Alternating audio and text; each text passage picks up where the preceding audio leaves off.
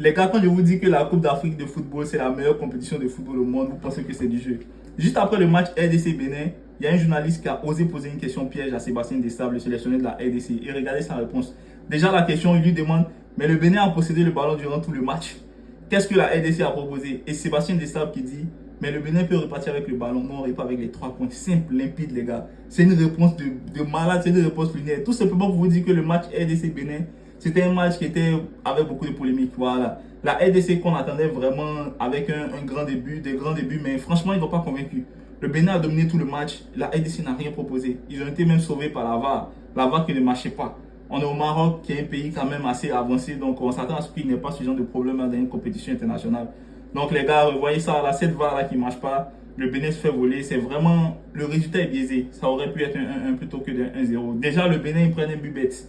Ils prennent un but bête qui n'est pas forcément mérité, mais entente entre le gardien et puis son défenseur. Il y a l'attaquant congolais qui en profite.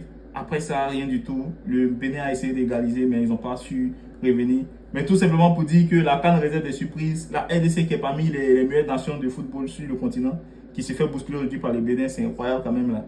Donc les gars, c'est une poule vraiment à suivre. Sénégal, Bénin, Botswana, RDC, c'est vraiment équilibré dans cette poule là. On va voir ce que ça va donner là, mais franchement, c'était un match de fou aujourd'hui, RDC Bénin.